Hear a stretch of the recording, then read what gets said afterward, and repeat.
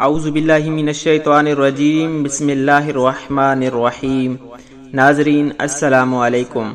پیارے دوستو، ایک مرتبہ نبی کریم صلی اللہ علیہ وآلہ وسلم کی پیاری ذات پہ درود پاک کا تحفہ بھیج دیں۔ دوستو، آج ہم آپ کو حضرت عمر بن عبدالعزیز کا ایک ایمان افروز واقعہ سنانے جا رہے ہیں۔ اس سے پہلے اگر ابھی تک آپ نے ہمارے چینل کو سبسکرائب نہیں کیا تو اس طرح کے اسلامی اور معلوماتی واقعات سننے کے لیے ہمارے چینل کو ضرور سبسکرائب کر دیں۔ ویڈیو اچھی لگے تو ویڈیو کو لائک اور شیئر ضرور کریں اور اپنی رائے کا اظہار کامنٹ سیکشن میں ضرور کر دیا کریں۔ دوستو، جب زمانے میں مسلمانوں کی قدر و قیمت ہوا کرتی تھی تو عمر بن عبدالعزیز نے اپنے ایک قاصد کو شاہ روم کے پاس کسی کام سے بھیجا۔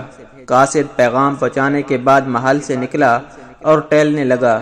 ٹہلتے ٹہلتے اس کو ایک جگہ سے تلاوت کلام پاک کی آواز سنائی دی۔ آواز کی جانب گیا تو کیا عجیب منظر دیکھا کہ ایک نابینا شخص چکی پیس رہا ہے اور ساتھ میں تلاوت کلام پاک بھی کر رہا ہے۔ قاصد نے آگے بڑھ کے سلام کیا، جواب نہیں ملا۔ دوبارہ سلام کیا، جواب نہیں ملا۔ تیسری بار سلام کیا، نابینا شخص نے سر اٹھا کر کہا، شاہ روم کے دربار میں سلام کیسے اور کہاں سے؟ قاصد نے پہلے یہ بتاؤ کہ شاہ روم کے دربار میں خدا کا کلام کیسے اور کہاں سے؟ اس نابینا شخص نے بتایا کہ وہ یہاں کا مسلمان ہے۔ بادشاہ نے مجبور کیا کہ اسلام چھوڑ دے۔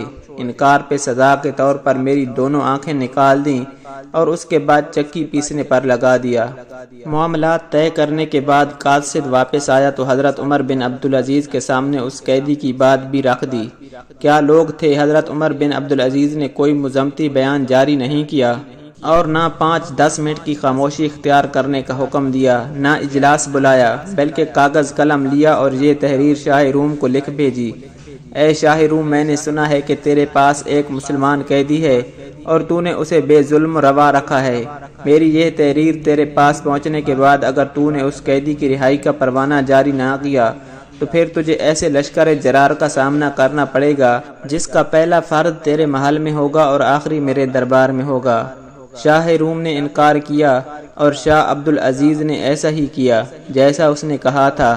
بھاری فوج لے کر شاہ روم پر حملہ کیا اور ایسا کیا کہ پورے رومی فوج کے چیتڑے اڑا دیے اور ایک ایسی خون ریز جنگ لڑی کہ روم کی تاریخ میں آج بھی یاد کیا جاتا ہے۔ شاہ روم کو زندہ پکڑ کر پورے روم پر قبضہ کر لیا اور اس کو اپنے سلطنت میں شامل کیا۔ سوال یہ ہے کہ ایک اسلامی مملکت کے سربراہ نے اتنا بڑا قدم کیوں اٹھایا، وہ بھی ایک شخص کے لیے جو اس کے ملک کا باشندہ بھی نہیں تھا؟ اپنی سالمیت خطرے میں ڈال دی۔ پتہ ہے کیوں؟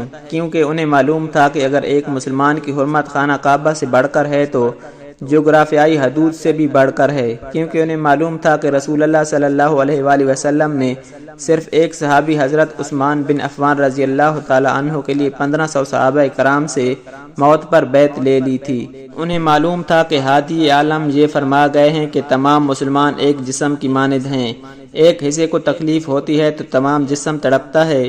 انہیں معلوم تھا کہ نجل الایمان ایک امت ہے اور جب سے یہ نظریہ ہم سے اٹھا ہے ذلیل و خوار رسوا ہو رہے ہیں۔ آج باوجود اس کے کہ دنیا میں 1.5 ارب مسلمان موجود ہیں، لیکن شامی بچی آخری ہچکیاں لیتی ہوئی کہتی ہے، میں رب کو جا کر سب کچھ بتاؤں گی۔ عراق جنگ میں ایک لڑکی جان بچانے کے لیے بھاگتے ہوئے صحافی سے فریاد کرتی ہے کہ انکل میری تصویر نہ لینا، میں بے حجاب ہوں۔ ایک فلسطینی بچہ بھوک کی شدت سے نڈھال فریاد کر رہا ہے کہ اے اللہ مجھے جنت بھیج دے، مجھے بہت بھوک لگی ہے۔ صرف چند لاکھ آبادی کا حامل ایک ملعون ملک آپ صلی اللہ علیہ وآلہ وسلم کی شان میں گستاخی کرتا ہے اور 2 ارب مسلمان تماشائی بنے ہوئے ہیں۔ یہ سب کیوں ہو رہا ہے؟ کیونکہ انہیں معلوم ہے کہ ہم میں سے کوئی پاکستانی ہے، کوئی ہندوستانی ہے، کوئی سعودی اماراتی تو کوئی ملائی یا بنگالی مسلمان ہے۔ سب ایک ہوتے تو ایک دوسرے کے درد کا احساس بھی ہوتا، ایک دوسرے کے لیے تڑپ بھی ہوتی۔ جبکہ مقابلے میں کفر نیٹو فوجی اتحاد کی صورت متحد ہے۔ اللہ رب العزت ہم تمام مسلمانوں کو متحد ہونے اور کفر کے خلاف کھڑے ہونے کی ہمت اور حوصلہ اور جذبہ ایمان عطا فرمائے۔ پیارے دوستو، اللہ سبحانہ و تعالیٰ سے دعا ہے اللہ پاک ہمیں 5 وقت با جماعت نماز پڑھنے کی توفیق عطا فرمائے۔ اللہ سبحانہ و تعالیٰ ہمارے گناہوں کو معاف فرما دے اللہ سبحانہ و تعالی ہمیں اپنے گناہوں پہ توبہ کرنے کی توفیق عطا فرمائے اور مسلمانوں میں بھائی چارہ عطا فرمائے۔ پیارے دوستو، اس طرح کی معلوماتی ویڈیوز کے لیے ہمارے چینل کو ضرور سبسکرائب کر دیں۔ ویڈیو اچھی لگے تو ویڈیو کو لائک اور شیئر ضرور کریں اور اپنی رائے کا اظہار کامنٹ سیکشن میں ضرور کر دیں۔ اللہ سبحانہ و تعالی ہم سب کا حامی و ناصر ہو۔ جزاک اللہ۔